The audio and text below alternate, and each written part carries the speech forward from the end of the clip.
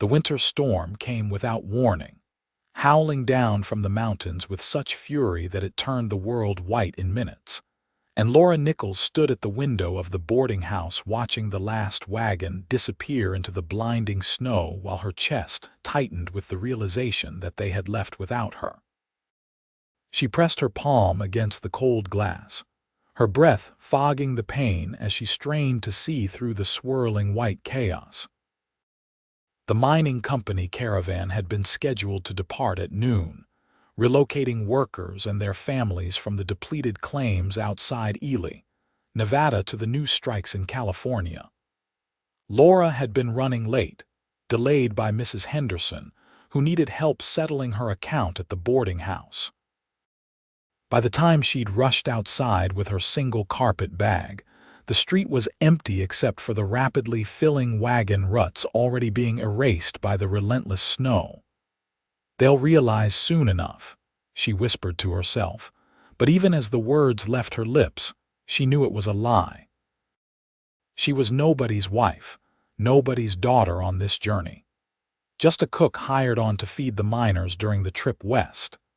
In the confusion of the storm and the urgency to reach lower elevation before the passes closed completely, no one would count heads until they stopped for the night. And by then, they would be too far gone to turn back. The boarding house felt hollow behind her.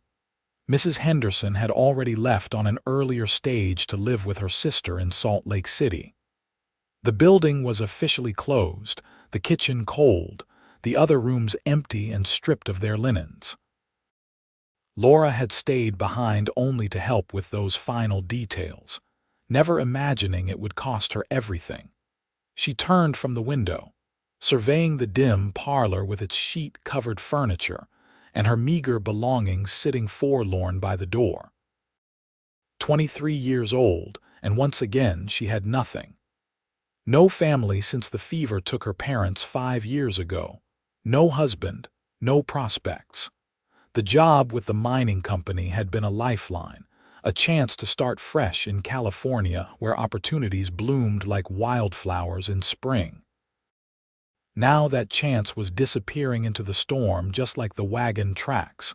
The wind shrieked around the eaves and Laura wrapped her shawl tighter around her shoulders. The temperature was dropping fast. She needed to think, to plan. The boarding house had been cleared of food stores. Her money pouch held exactly $4.30. Ely's population had been dwindling for months as the mines played out, and she didn't know who remained in town or if anyone would even take in a stranded woman. She was considering her options when she heard the heavy thud of boots on the front porch, followed by a forceful knock that rattled the doorframe. Laura's heart jumped. Perhaps someone had noticed her absence after all. Perhaps they'd sent someone back. She hurried to the door and pulled it open, letting in a blast of frigid air and snow. The man standing on the porch was not anyone from the caravan. He was tall and broad-shouldered, his face weathered by sun and wind, his dark hair dusted with snow beneath a wide-brimmed hat. Ice clung to his stubbled jaw and the wool collar of his heavy coat. His eyes, a startling clear gray, widened slightly when he saw her. "Thought this place was closed up," he said, his voice rough and deep. "Saw the light in the window." "It is closed," Laura said, trying to keep her voice steady. "I was just leaving." He glanced past her at the empty hallway, then back at her face, and she saw something shift in his expression. Recognition maybe, though she was certain she'd never seen him before. She would have remembered, leaving in this. He gestured at the white wall of snow behind him. "That would be a mistake, miss." "I don't have much choice," she said, lifting her chin. "I missed my transport and I cannot stay here." "The hell you can't." His bluntness startled her. "Pardon my language, but you'll be dead within an hour if you set foot out in this storm. It's only going to get worse before it gets better. I've seen enough mountain winters to know." "And who exactly are you?" Laura demanded, though fear was beginning to knot in her stomach. She could feel the cold radiating from the open door, could hear the malevolent howl of the wind. He wasn't wrong about the danger. "Name's Jackson Barrett," he said, pulling off his hat and shaking the snow from it. "I run cattle up in the Ruby Valley when the weather cooperates. Came into town for supplies before the storm hit, but it caught me faster than I expected. Most of the shops are already battened down or empty. Saw your light and figured I'd check if someone needed help." Laura hesitated, her mind racing. Every instinct told her not to trust a strange man, not to let him inside an empty building where no one would hear her if she screamed. But another part of her, the practical part that had kept her alive and working since her parents died, recognized the truth in his warning. The storm was already howling like a living thing, and darkness would fall in a few hours. "I appreciate your concern, Mr. Barrett," she said carefully, "but I am perfectly capable of managing on my own." His gray eyes studied her face, and she saw something like respect flicker there. "I don't doubt that, miss. But managing and surviving are two different things in a blizzard. At least tell me you have food and fuel." "I have what I need," she lied. Jackson Barrett was quiet for a moment, snow gathering on his shoulders. Then he nodded slowly. "All right. I can see you're not inclined to trust a stranger, and that's smart of you. But I'll be sheltering at the livery stable at the end of the street. That's where my horse is anyway. If you need anything, firewood, food, help of any kind, you come find me there. Promise me you'll do that instead of trying to brave this storm alone." There was something in his voice, a genuine concern that caught Laura off guard. She found herself nodding. "I promise." "Good." He settled his hat back on his head. "What's your name, if you don't mind my asking?" "Laura." "Laura Nichols. Well, Miss Nichols, I hope I don't see you at the livery, because that would mean you're all right here. But if I do see you, I'll help however I can. You have my word on that." Before she could respond, he touched the brim of his hat in farewell and stepped off the porch, disappearing into the white chaos within seconds. Laura shut the door quickly, her heart hammering. She leaned against the solid wood, trying to sort through her jumbled thoughts. The temperature continued to plummet as afternoon faded toward evening. Laura explored the boarding house more thoroughly, hoping Mrs. Henderson had overlooked some provisions. She found half a tin of coffee, a small bag of cornmeal, and a few withered potatoes in the cellar. In the woodshed out back, there were perhaps a dozen logs left, certainly not enough to keep the stove burning through a long storm. As darkness fell, and the wind reached a fever pitch, rattling the windows and forcing cold air through every crack, Laura finally faced the truth. She could not survive here alone. Pride was a luxury she could not afford. She packed her carpet bag with her few belongings, wrapped herself in every shawl and blanket she could carry, and ventured out into the storm. The cold hit her like a physical blow, stealing her breath and bringing tears to her eyes that froze on her lashes. The snow was already knee-deep in places, drifted even higher against buildings. She could barely see 3 feet ahead, the world reduced to swirling white and gray shadows. Laura forced herself forward, keeping one hand on the building walls to guide her way. The livery stable was only 3 buildings down, but the distance felt infinite. Her feet went numb almost immediately. The wind tried to push her off course, to send her stumbling into the street where she would lose her bearings entirely. She focused on moving one foot in front of the other, breathing in shallow gasps through her scarf to keep the frozen air from searing her lungs. When her outstretched hand finally touched the rough wood of the livery stable, she nearly sobbed with relief.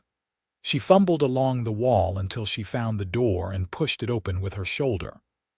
Warmth and the smell of horses and hay enveloped her as she stumbled inside. Jackson Barrett looked up from where he was arranging his bedroll near a pot-bellied stove that radiated blessed heat. His eyes widened when he saw her, and he was on his feet instantly, crossing the space between them in 3 long strides. "Lord above, you're frozen solid," he said, and his hands were gentle as he helped her further inside and shut the door against the storm. "Come here by the fire. Can you feel your feet?" "No," Laura managed through chattering teeth.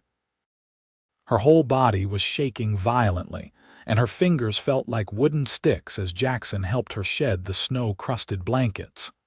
"That's all right. We'll warm you up slowly. Too fast is dangerous." He guided her to sit on a hay bale near the stove and knelt to remove her snow-packed boots. "What happened? Did you run out of fuel?" "Never had any," she admitted, too cold and exhausted to maintain her pride. "The boarding house was cleared out. I had maybe a day's worth of wood at best." His jaw tightened, but he didn't scold her for her earlier lie. Instead, he wrapped a dry blanket around her shoulders and pushed a tin cup of hot coffee into her hands. "Drink this." Small sips. Laura obeyed, and the warmth spreading down her throat was the most wonderful sensation she'd ever experienced. Gradually, painfully, feeling began to return to her extremities. Jackson left her by the fire and moved around the stable, checking on the 3 horses sheltered there, including his own, a sturdy bay gelding with intelligent eyes. "How long do you think the storm will last?" Laura asked when she could finally speak without her teeth chattering. Jackson settled onto another hay bale across from her, his own cup of coffee in hand. "Hard to say. Could be a day. Could be a week. Winter storms in the Ruby Mountains come on fast and mean. The smart thing is to be prepared to wait it out." "A week," Laura repeated, her heart sinking. "The caravan will be long gone by then. The mining company group, I heard they were pulling out." He studied her over the rim of his cup. "You were supposed to be with them." She nodded and explained about her job as a cook, about Mrs. Henderson and the unlucky timing, about watching the wagons disappear into the snow. Jackson listened without interrupting, his expression thoughtful. "So you've got no people here," he said when she finished. "No family, no ties to Ely." "No." The word came out smaller than she intended. "Nothing keeping me here except bad luck and worse timing." "I don't believe in bad luck," Jackson said. "Just circumstances, and circumstances can change." Laura wanted to ask what he meant, but exhaustion was pulling at her. The warmth of the fire, the relief of being out of the storm, and the emotional toll of the day were all catching up with her. She found her eyelids growing heavy. "You should sleep," Jackson said, rising to his feet. "I've set up a spot for you over there behind those saddle racks. It's as private as I can make it. You'll be safe, Miss Nichols. I promise you that." Laura looked at where he was pointing and saw that he'd created a small enclosed space with horse blankets and his own canvas tarp, with a thick bed of hay covered in what looked like his spare bedroll. The gesture touched her more than she wanted to admit. "Thank you," she said softly. "You did not have to do any of this." "Yes, I did," Jackson said simply. "We take care of each other out here or we don't survive. It's as simple as that." Laura made her way to the makeshift shelter and settled into the surprisingly comfortable nest he'd prepared. She could hear Jackson moving around the stable, banking the fire in the stove, checking the door latch, speaking softly to the horses. The sounds were oddly comforting, and despite her circumstances, despite being stranded in a storm with a man she'd met only hours ago, she felt safe. She woke once in the deep night to the sound of the wind screaming around the stable walls and the creak of wooden beams. Through a gap in the blanket walls, she could see Jackson sitting near the stove, silhouetted by the dim glow of the banked fire. He was awake, watchful, and she understood that he'd positioned himself between her and the door. The realization should have frightened her, but instead it let her slip back into sleep with a feeling she hadn't known in a long time, the feeling of being protected. Morning brought no relief from the storm. If anything, the wind blew harder and the snow fell thicker. Laura woke to find Jackson already up, feeding the horses and adding wood to the stove. He'd also set out a simple breakfast of coffee, beans, and hardtack. "It's not fancy," he said, when he noticed her emerging from her shelter, "but it's hot and it will keep your strength up."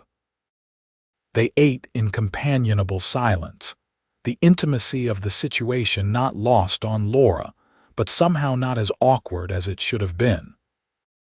Perhaps it was the extraordinary circumstances, or perhaps it was something about Jackson himself, the quiet competence in his movements, the way he never made her feel threatened or uncomfortable, the respect in how he maintained distance and propriety, even in the confined space. "Tell me about your ranch," Laura said, wanting to break the silence and genuinely curious. "You said you run cattle in Ruby Valley." Jackson's face softened slightly. "It's not much of a ranch yet, but it's mine. 200 acres with good water and decent grazing. I've been building it up for 3 years now, doing what I can with what I have. Got about 50 head of cattle at the moment, good stock. I run them mostly by myself, though I hire on some help during roundup and calving season." "That sounds like hard work for one man," Laura observed. "It is," he admitted, "but it's good work, honest work. I grew up on a ranch in Colorado before my father lost it to bad debt and worse decisions. Swore to myself I'd have my own place someday, one nobody could take from me. Spent 10 years working other men's cattle, saving every penny. Now I've got my own brand and my own land, and there's no better feeling than that." There was pride in his voice, but not arrogance. Laura found herself admiring his determination, his willingness to work for what he wanted. "Do you live out there alone?" "For now. I've got a cabin, small but solid, built it myself. Been planning to expand it when I can afford the timber and nails." He paused, then added, "It gets lonely sometimes, I won't lie about that. But I always figured I'd find the right woman eventually, someone who would not mind the isolation and the hard work, someone who wanted to build something real." Laura felt her cheeks warm and was grateful for the dim light in the stable. "That is a good dream." "What about you?" Jackson asked. "What were you hoping to find in California?" Laura considered the question. "Honestly, I was not sure. Just something different, somewhere I could make a life for myself.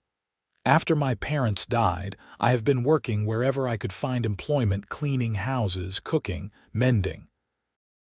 Always for someone else, always temporary. I thought maybe in California there would be more opportunities. Maybe I could save enough to open a small restaurant or a bakery, something that would be mine." "You like cooking?" "I love it," Laura said, and she could hear the passion in her own voice. "I love taking simple ingredients and turning them into something that brings people comfort and joy. My mother taught me, and it is the one thing I have of hers that nobody can take away. Every time I bake her bread or make her stew, I feel close to her again." Jackson was quiet for a moment, his gray eyes thoughtful. "That's not just a skill, Miss Nichols. That's a gift." They spent the rest of that day talking, sharing stories of their lives, their losses, their hopes. Laura learned that Jackson was 28, that he'd lost his mother to pneumonia when he was 12, that his father had drunk himself to death 3 years later. She learned that he'd worked as a ranch hand, a trail driver, even a brief stint as a deputy marshal in a rough mining town in Colorado before he'd saved enough to buy his land in Ruby Valley. Jackson learned that Laura had nursed both her parents through the fever that killed them, that she'd sold everything they owned to pay the doctor bills, that she'd been on her own ever since. He learned that she read poetry when she could find it, that she loved thunderstorms and hated wearing shoes, that she'd always dreamed of seeing the ocean. The storm raged on outside, but inside the stable, something was growing between them. Laura felt it in the way Jackson looked at her when he thought she was not watching, in the way her heart beat faster when their hands accidentally touched while passing a cup of coffee, in the easy conversation that flowed between them like they'd known each other for years instead of hours. On the second night, as they sat by the stove after the evening meal, Jackson said quietly, "I'm glad I found you." Laura's breath caught. "Glad I was stranded in a blizzard. Glad I was here when you needed help," he corrected. "Glad I knocked on that door. I almost did not, you know. Almost just headed straight for the stable. But something made me check, and I think it was the luckiest impulse of my life." Laura's heart was pounding. "Mr. Barrett, Jackson," he interrupted gently, "please, I think we are past formalities." "Jackson," she said, tasting his name on her tongue, "I feel I should tell you that I am not the kind of woman who I do not make a habit of. What I mean is—" "I know what kind of woman you are, Laura," he said, and the use of her first name sent warmth through her chest. "You are strong and brave and resourceful. You are kind and talented and beautiful, and you deserve someone who sees all of that and values it." "You barely know me," she whispered. "I know enough," Jackson said. "I know that in 2 days, I have seen more of your true character than some people show in years. I know that you face hardship with courage. I know that you light up when you talk about things you love. I know that when you smile, which is not often enough, it makes me want to find ways to make you smile again." Laura could not breathe. No one had ever spoken to her like this. No one had ever looked at her the way Jackson was looking at her now, with warmth and admiration and something deeper that made her feel like she was standing on the edge of a cliff, terrified and exhilarated all at once. "I am afraid," she admitted. "Of me. Of this. Of feeling something for someone I only just met. Of trusting again when trust has cost me so much before." Jackson reached across the space between them and took her hand, his palm rough and warm against hers. "I would never ask you to trust blindly, Laura. But I will tell you this: I am a man of my word. If I make you a promise, I will keep it. If I commit to something, I will see it through. And if I give my heart to a woman, it will be completely and without reservation." "Is that what you are offering?" Laura asked, her voice barely audible. "Your heart. I think it might already be yours," Jackson said quietly. "I know it is fast. I know it is not how these things usually happen. But out here, we do not have the luxury of years of courtship and gradual acquaintance. Life is hard and short, and when you find something real, you hold on to it." Laura looked down at their joined hands, at the way his fingers curled around hers like they belonged there. She thought about the empty years behind her, the uncertain future ahead, and the unexpected gift of this moment. She thought about how Jackson had welcomed her into his shelter without hesitation, how he'd given her his spare bedroll and his safety and his stories. She thought about how right it felt to sit beside him, talking into the night while the storm raged outside. "My mother used to say that the heart knows its own truth," Laura said slowly. "I never really understood what she meant until now. My head tells me this is madness, but my heart—" "What does your heart say?" Jackson asked, and she could hear the hope and fear mingled in his voice. "My heart says that I have been alone for so long, and I am tired of being afraid. My heart says that you are a good man, and good men are rare enough that when you find one, you should pay attention. My heart says—" She looked up and met his gray eyes directly. "My heart says it might be starting to belong to you too." The smile that spread across Jackson's face was like sunrise breaking over mountains. He lifted her hand to his lips and pressed a gentle kiss to her knuckles. "Then we will listen to our hearts and see where they lead us." The storm finally broke on the fourth morning. Laura woke to silence, a shocking absence of wind that seemed louder than the howling had been. She emerged from her shelter to find Jackson already at the stable doors, pushing them open to reveal a world transformed. Snow lay in massive drifts, sculpted by the wind into fantastic shapes. The sun blazed in a painfully blue sky, making the white landscape glitter like crushed diamonds. The air was so cold and clear it hurt to breathe, but the storm had passed. "We will need to dig out," Jackson said, surveying the snow that had piled against the stable. "And I need to check on the town, see if anyone needs help." They spent the morning shoveling pathways and checking on the few remaining residents of Ely. Old Tom Brennan, who ran the general store, was fine, snowed in but well supplied. The widow Peters and her 3 children were safe in their small house on the edge of town. The assay office was empty, its occupants long gone. The hotel where the saloon keeper lived was secure.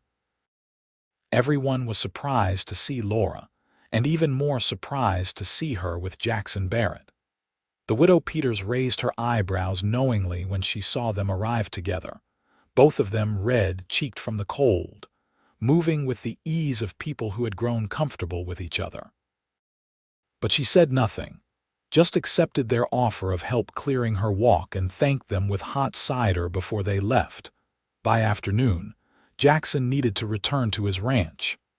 The cattle would need checking after the storm, and he'd already been away longer than planned.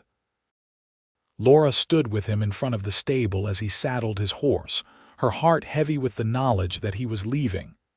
"Come with me," Jackson said suddenly, turning from his horse to face her. "Come to the ranch." Laura's eyes widened. "I could not, why not?" He stepped closer, his expression intense. "You have no reason to stay in Ely. The town is dying, Laura. Even if you could find work here, it would not last. The mines are played out. Within a year, this place will be a ghost town." "But your ranch has a cabin with a separate bedroom," Jackson said firmly. "I'm not asking you to compromise yourself, Laura. I'm offering you an option. Come to the ranch as my guest. See if you like it. If you do, stay. If you don't, I'll take you to the next town when the weather clears enough for travel, and I'll give you enough money to reach California or wherever you want to go." "Why would you do that?" Laura asked, searching his face. "Because 4 days ago I thought I had everything I needed," Jackson said quietly. "My land, my cattle, my independence. But then I met you, and I realized what I was missing. I was missing someone to share it all with, someone to build a life with. I look at you and I see a partner, Laura. Someone strong enough to survive anything, capable enough to thrive anywhere, and brave enough to take a chance on something new." Laura's mind raced. Everything he said was true. Ely was dying. She had no prospects here. Her job with the mining company was gone. But to go to his ranch, to accept his help, to allow herself to hope that this connection between them was real and lasting. "What if it does not work?" she asked. "What if we find we do not suit each other outside of an emergency?" "Then we will deal with that honestly, and I'll help you move on to whatever comes next," Jackson said. "But Laura, what if it does work? What if this is the chance we have both been waiting for? Are you really willing to let fear keep you from finding out?" She thought about the empty boarding house, about her $4.30, about the long, cold, uncertain road ahead if she stayed in Ely. Then she thought about the conversations by the fire, about Jackson's steady presence and gentle hands, about the way her heart lifted every time he smiled at her. "I need to get my things," she said. The joy that lit Jackson's face was worth every bit of fear she felt. He caught her up in a spontaneous embrace, lifting her off her feet and spinning her around before setting her down quickly and stepping back. His cheeks flushed. "Sorry, I did not mean to. It is all right," Laura said, laughing for what felt like the first time in years. "I will get my carpet bag." The ride to Ruby Valley took most of the afternoon. Laura rode behind Jackson on his steady bay gelding, her arms wrapped around his waist, her bag secured behind the saddle. The cold was intense, but the sky remained clear, and the landscape was breathtakingly beautiful beneath its blanket of snow. Jackson's ranch sat in a protected valley with mountains rising on three sides, and a creek running through the middle, frozen now but promising water in the warmer months. The cabin was small but well built, constructed of solid logs with a stone chimney. A barn stood nearby, along with some corrals and outbuildings. "It is not much to look at right now," Jackson said as they approached, and Laura could hear the nervousness in his voice. "But it has good bones, and it will grow." "It is beautiful," Laura said honestly, taking in the pristine setting and the obvious care that had gone into the buildings. "It is a real home."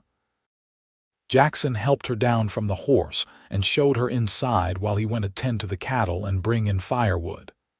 The cabin's interior was simple but clean: one main room with a kitchen area, a table, and a sitting space near the fireplace, and a separate bedroom off to the side.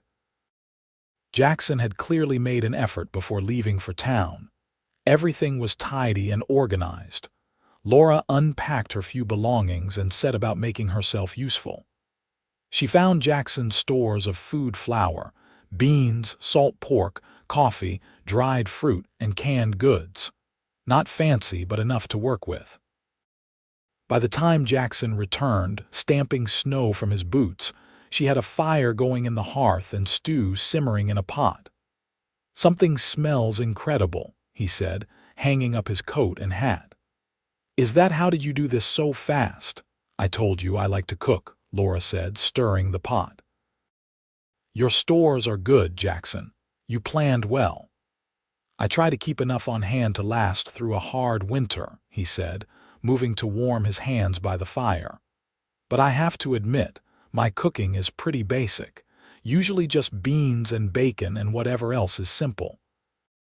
"Well, you will eat better now," Laura said, then blushed at the presumption in her words. "I mean, while I am here I can, Laura." Jackson's voice was gentle. He crossed to where she stood by the stove and took the spoon from her hand, setting it aside. "I hope you will be here for a very long time. I hope that you will decide to stay permanently, but I do not want you to feel obligated or trapped. This is your choice, and it will keep being your choice every day. Do you understand?" Laura nodded, her throat tight with emotion. "I understand." "And Jackson, thank you for everything. For the shelter and the safety and the kindness. For seeing me as more than just someone to be pitied or dismissed." "That is easy when you are someone worth seeing," Jackson said. His hand came up to cup her cheek, his thumb brushing gently across her skin. "May I kiss you?" Laura's heart was pounding so hard she was sure he could hear it. "Yes." Jackson leaned in slowly, giving her time to change her mind, but Laura did not want to. She met him halfway, and when their lips touched, it was like coming home to a place she had never been. The kiss was gentle and sweet and full of promise, and when they finally drew apart, Laura was smiling. "That was worth waiting for," Jackson murmured, resting his forehead against hers. "It was," Laura agreed. They ate dinner together at the small table, and the conversation flowed as easily as it had in the stable. Afterward, Jackson insisted on doing the dishes while Laura settled into the rocking chair by the fire, exhausted from the day's travel and emotion. She watched him work, efficient and careful, and felt something settle deep in her chest, a sense of rightness, of being exactly where she belonged. That night, Jackson gave Laura the bedroom and made himself a pallet by the fire, despite her protests. "You are my guest, and I will treat you properly," he said firmly. "Besides, I am used to sleeping rough. This is luxury compared to a bedroll on the ground during cattle drives." Laura lay in the narrow bed, wrapped in warm quilts that smelled like cedar and sunshine, and listened to the pop and crackle of the fire in the other room. She thought about the strange journey that had brought her here, about the caravan she had missed, and the storm that had stranded her. If Mrs. Henderson had not needed her help, if she had left 5 minutes earlier, if the storm had held off even an hour, she never would have met Jackson. Perhaps it was not bad luck after all. Perhaps it was fate. The days settled into a rhythm. Jackson was up before dawn, tending to the cattle and the horses, checking fences and breaking ice in the water troughs. Laura made breakfast and packed him food for midday, then spent her time making the cabin more comfortable. She cleaned and organized, mended Jackson's worn clothes, and experimented with the limited ingredients to create meals that made Jackson close his eyes in appreciation. "I swear you could make leather taste good," he said one evening over a particularly successful rabbit stew. "Please do not make me test that theory," Laura replied, laughing. In the evenings, they sat by the fire and talked, or Jackson read aloud from the few books he owned, a battered copy of Shakespeare's plays, a collection of Poe's stories, and a surprisingly well-thumbed volume of Wordsworth's poetry. "You are full of surprises," Laura said when he first pulled out the poetry book. "A rancher who reads Wordsworth." "My mother loved poetry," Jackson said softly. "She used to read to me every night when I was young. After she died, I kept her books. They remind me that there is beauty in the world even when life is hard." "Read to me," Laura asked, and Jackson did, his deep voice giving weight to the words, turning the small cabin into something magical. The weeks passed, winter holding the valley in its grip. Laura had never been happier. She woke each morning eager to start the day, to see Jackson smile over breakfast, to find small ways to make their life together more comfortable. She learned to help with some of the ranch work, feeding the chickens Jackson kept in a sheltered coop, gathering eggs, even assisting with basic veterinary care when one of the cows got a cut on her leg. Jackson taught her to ride properly, putting her on his gentlest mare and walking beside her until she gained confidence.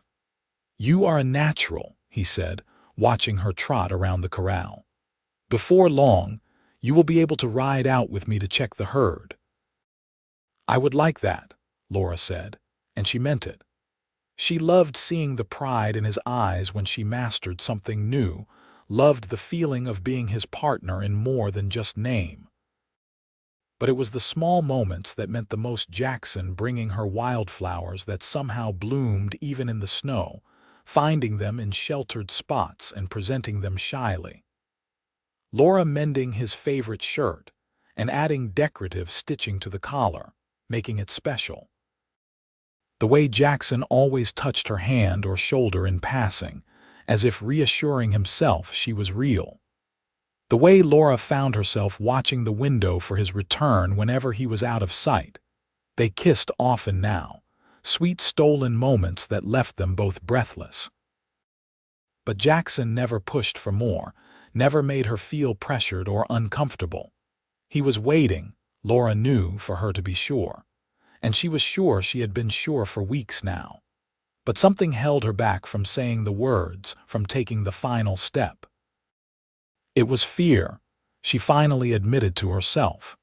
Fear that this happiness was too good to last, that she would wake up and find it had all been a dream. Fear that Jackson would realize she was not worth all the effort, that he would regret bringing her here. The moment of truth came on a bright March morning when Laura was mixing bread dough in a bowl. She glanced out the window and saw a rider approaching the ranch. Her heart skipped with anxiety. Visitors were rare, and she still worried about her undefined status here, about what people might think. Jackson emerged from the barn as the rider drew close, and Laura recognized Tom Brennan from the general store in Ely. She wiped her hands on her apron and stepped outside as the two men talked. "Thought you should know," Tom was saying as Laura approached. "That mining company caravan." Word came through last week. They ran into trouble in the Sierra passes. Late spring snow caught them and the wagons got separated. Lost 2 people to the cold and several others got badly frostbitten. They finally made it through, but it was a near thing. Laura felt the blood drain from her face. If she had been with that caravan, she might have been one of those lost souls. She might have died in some frozen pass, alone and forgotten. Jackson's face was grim. Anyone we knew, don't think so, but it made me think of Miss Nichols here. Tom tipped his hat to Laura. Lucky thing you got stranded in Ely, miss. Real lucky. After Tom left, Laura stood in the yard, staring at nothing, her mind reeling. Jackson came to her side and gently took her hand. "Are you all right?" he asked quietly. "I could have died," Laura whispered.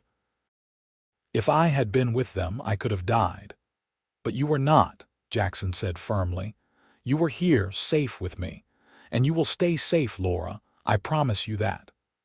Laura turned to look at him, this man who had taken her in, who had given her shelter and safety and so much more.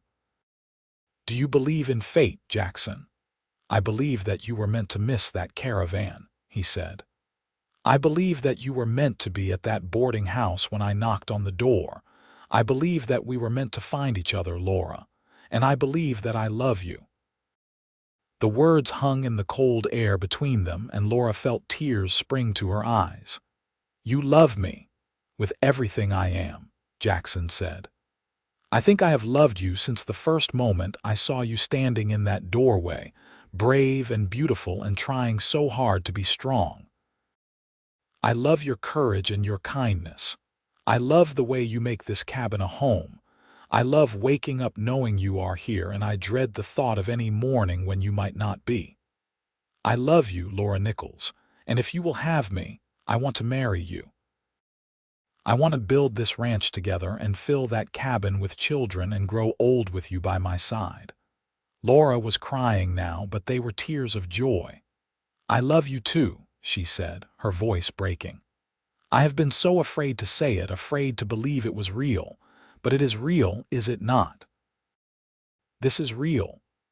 It is the realest thing I have ever known," Jackson said, pulling her into his arms. "Say you will marry me, Laura. Say you will stay here and be my wife and my partner. Say yes." "Yes," Laura said, laughing and crying at once. "Yes, Jackson, I will marry you. I will stay here forever if you want me." "I want you," Jackson said fiercely, and kissed her with a passion that left no doubt about his sincerity. They were married 3 weeks later by the circuit preacher who passed through Ruby Valley on his monthly rounds.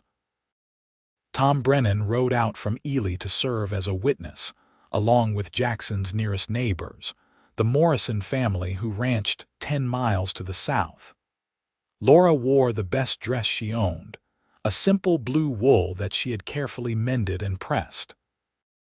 Jackson wore a new shirt that Laura had made for him, white cotton with mother-of-pearl buttons that had cost him dearly at the general store but which he insisted on buying. The ceremony was brief but heartfelt, conducted in the cabin with the spring sunshine streaming through the windows. When the preacher pronounced them man and wife, Jackson kissed Laura with such tenderness that Mrs. Morrison dabbed at her eyes with her handkerchief. They celebrated with a meal. Laura had spent 2 days preparing roasted chicken, fresh bread, potatoes, canned vegetables she had carefully rationed, and a cake made from precious flour and eggs. It was a feast by ranch standards, and their guests praised every dish. After everyone left and the sun set behind the mountains, Jackson carried Laura over the threshold of the bedroom as tradition demanded, even though she was already laughing and protesting that it was unnecessary. "You are my wife now," Jackson said, setting her gently on her feet beside the bed. "Let me do the traditional things, at least for tonight." "I am your wife," Laura repeated, savoring the words. "That sounds so strange and wonderful." "It sounds perfect," Jackson said. He cupped her face in his hands, his gray eyes searching hers. "Are you nervous?" "A little," Laura admitted. "But mostly I am happy. "I want this, Jackson, I want you." "I will be gentle," he promised. "If you need me to stop, I trust you," Laura interrupted softly. "I love you and I trust you completely."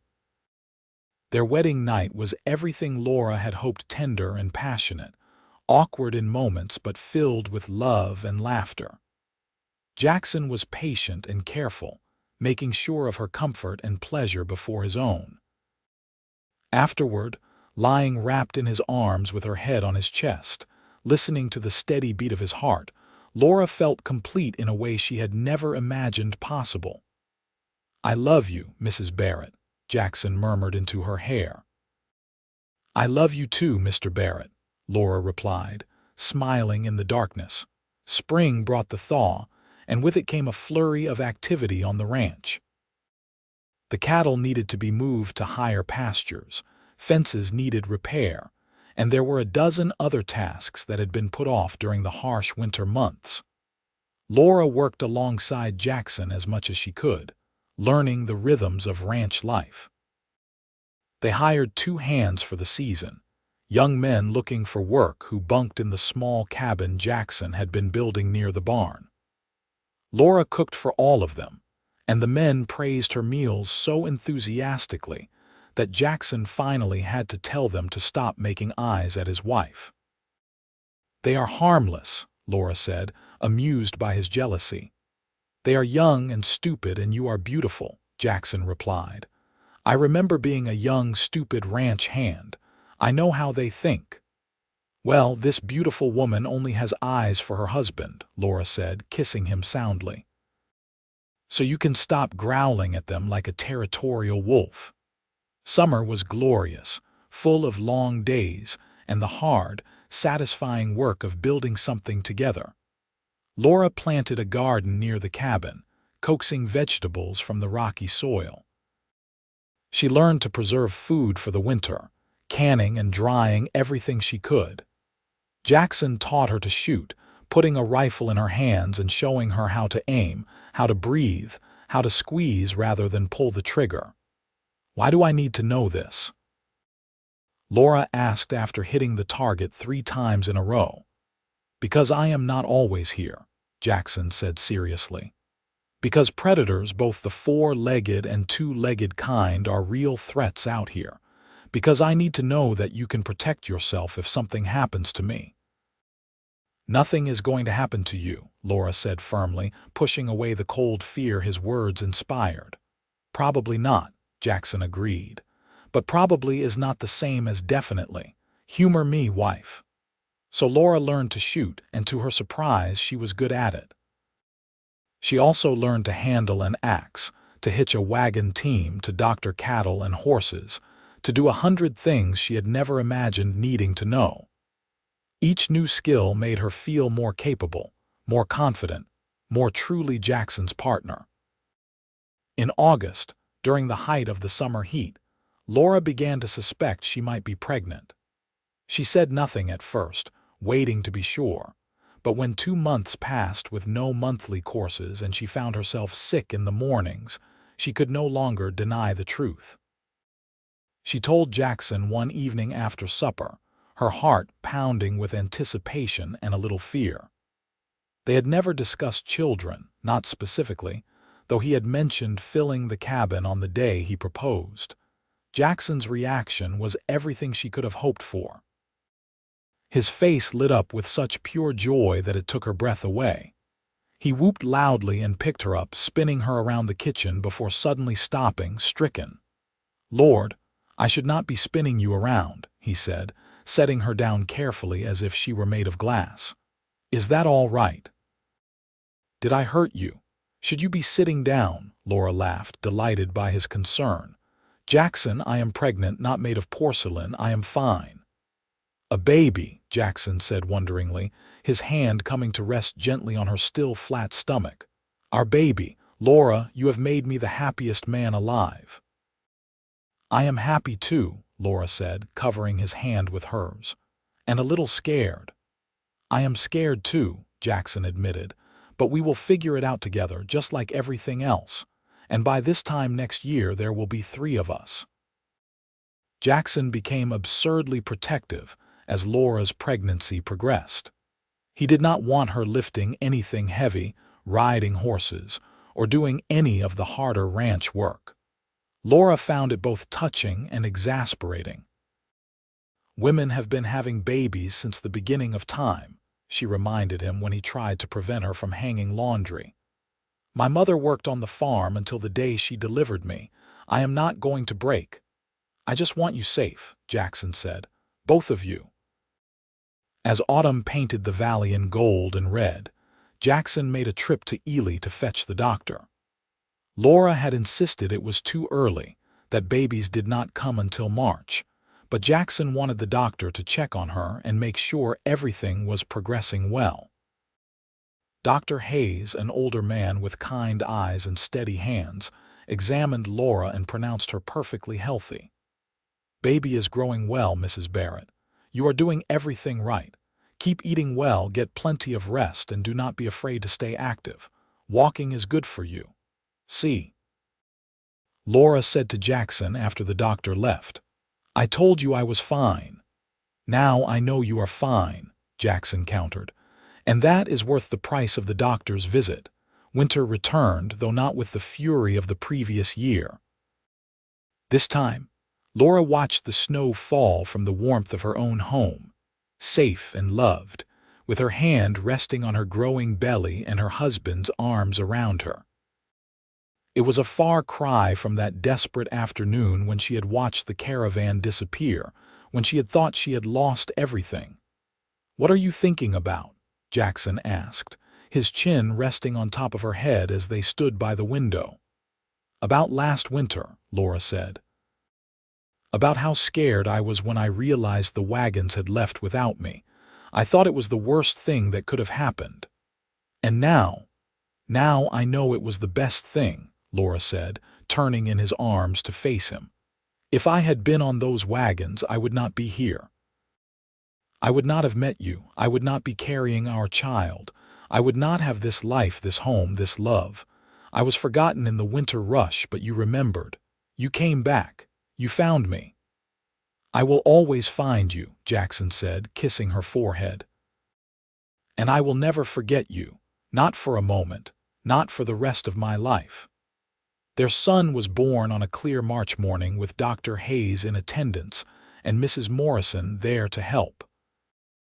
It was a long labor, and Jackson paced outside the bedroom door like a caged animal, wearing a path in the floor until Tom Brennan, who had ridden out to keep him company, finally made him sit down and drink some whiskey. "Women have been doing this since Eve," Tom said, echoing Laura's earlier words. "Your wife is strong. She will be fine." When the baby's cry finally split the air, Jackson burst into the room despite Mrs. Morrison's scandalized protests. Laura lay exhausted in the bed, her hair damp with sweat, but she was smiling as she held a small bundle wrapped in a quilt. "Come meet your son," she said softly. Jackson approached on shaking legs and looked down at the tiny red face of his child. The baby had a shock of dark hair and his eyes were squeezed shut as he wailed his displeasure at being born into the cold world. "He is perfect," Jackson breathed. "Laura, he is perfect." "He is ours," Laura agreed, and the wonder in her voice matched his own. They named him James, after Jackson's father despite that man's flaws, because Jackson believed in redemption and new beginnings. James Thomas Barrett, with the middle name honoring Tom Brennan, who had been such a good friend. Being parents changed everything and nothing. The work was still hard, the days still long, but now every accomplishment was sweeter because they were building it for James. Laura marveled at how such a tiny person could take up so much space in their hearts and their lives. Jackson was a devoted father, taking James with him whenever he could, strapping the baby to his chest in a carrier Laura fashioned from canvas and leather. "He should know the land," Jackson said. "Should grow up understanding what we are building here." By James's first birthday, the ranch was thriving. Jackson's herd had grown to nearly 100 head, and he had hired on 2 permanent hands. The cabin had been expanded with 2 additional rooms, and there were plans for more improvements. Laura's garden flourished, providing vegetables to preserve and trade. They had chickens, pigs, and a milk cow. They had built something real and lasting. On a summer evening when James was 14 months old, the 3 of them sat on the porch watching the sunset paint the mountains in shades of pink and gold. James was on Laura's lap, babbling happily and playing with a wooden horse Jackson had carved for him. "I have been thinking," Jackson said, his arm around Laura's shoulders, "about how different my life would be if that storm had not come, if I had not decided to check on that light in the boarding house window, if you had not been brave enough to walk through the blizzard to the stable." "I have thought about that too," Laura admitted. "About all the small choices and chances that led us here. It seems impossible that so much happiness could come from such a frightening time." "That is life, though, is it not?" Jackson mused. "You never know when the hard times are actually leading you exactly where you need to be. You were forgotten in that winter rush, Laura, but I remembered. And I came back for you. And I will keep coming back for you every day for the rest of our lives." Laura leaned her head against his shoulder, watching their son play, listening to the peaceful sounds of evening on their ranch. "You gave me everything I did not even know I was looking for. A home, a family, a purpose, love. You gave me the same," Jackson said, kissing the top of her head. "I thought I had everything I needed with my land and my cattle, but I was wrong. I needed you. I needed this. I needed us." James chose that moment to toddle off Laura's lap and over to Jackson, holding up his wooden horse with an expectant expression. Jackson scooped him up with a laugh, settling the boy on his knee and making horse sounds that sent James into peals of delighted laughter. Laura watched them together, her heart so full she thought it might burst. This was what happiness looked like, she thought. Not the absence of struggle or hardship, but the presence of love strong enough to weather any storm. Not a perfect life, but a real one, built on trust and partnership and commitment. The years unfolded like chapters in a beloved book. 2 years after James, Laura gave birth to a daughter they named Lily, who had her mother's dark hair and her father's gray eyes. Lily was followed 3 years later by another son, Samuel, who was a perfect blend of both his parents and had a smile that could charm birds from trees. The ranch continued to grow and prosper. Jackson added to the herd, improved the land, and built a reputation as a fair boss and an honest dealer. Laura's cooking became legendary in Ruby Valley, and she often found herself feeding not just their own family and hands, but also neighbors who stopped by and travelers who needed a meal and a safe place to rest. James grew into a sturdy boy who loved the ranch as much as his father did, tagging along on every chore, learning to ride almost before he could walk properly, soaking up everything Jackson could teach him. Lily was quieter but no less determined, and she had a gift with animals that bordered on uncanny. Samuel was the charmer, always laughing, always finding joy in everything. On their 10th wedding anniversary, Jackson presented Laura with a gift that made her cry, a sign for the ranch, hand-carved and painted, that read Barrett Ranch, EST. 1873, founded by Jackson and Laura Barrett. "We built this together," he said as they hung the sign at the entrance to their property. "Your name belongs on it just as much as mine. This is not my ranch, Laura, it is ours. Everything I have is ours." "I love you," Laura said, not for the first time and not for the last, but with the same sincerity as if she were saying it for the first time. "I love you more now than I did the day I married you, and I did not think that was possible." "I know what you mean," Jackson said, pulling her close despite the children playing nearby. "My love for you has only grown deeper and stronger. You are my wife, my partner, my best friend, my heart. You are everything, Laura." They kissed while their children made exaggerated sounds of disgust. And then James ran off chasing his younger siblings, and Jackson took Laura's hand as they walked back toward the cabin. No. The house now expanded and improved until it was a proper home. "Do you ever wonder what would have happened if you had caught that caravan?" Jackson asked as they walked. "If the storm had come a little later or if you had run a little faster?" "I used to wonder," Laura admitted, "but not anymore, because I cannot imagine any other life than this one. Cannot imagine any other man than you, any other children than ours, any other home than the one we have built. That caravan was not my destiny, Jackson. You were." "Fate brought us together," Jackson agreed, "and love has kept us together, and will keep us together," Laura added, "for all the years to come." As evening fell and they called the children in for supper, as they gathered around the table that Jackson had built and Laura had set with food she had grown and cooked, as they bowed their heads to give thanks for the blessings they had been given, Laura thought about that terrified girl standing at a window watching wagons disappear into a storm. She thought about the desperate walk through the blizzard, about the kindness of a stranger who became everything. She had been forgotten in the winter rush, left behind when the caravan departed. But Jackson had remembered. He had seen her light in the darkness, had knocked on her door, had offered shelter and safety. And then he had offered so much more: his heart, his home, his life. And she had accepted, taking the biggest chance of her life, trusting her heart when her head told her it was madness. It had been the best decision she ever made. After the children were in bed and the house was quiet, Laura and Jackson sat on the porch as they often did, watching the stars emerge in the vast Nevada sky. Jackson's arm was around her and Laura's head rested on his shoulder, and they were content in the peaceful silence. "Thank you," Laura said softly. "For what?" Jackson asked. "For remembering me," Laura said. "For coming back.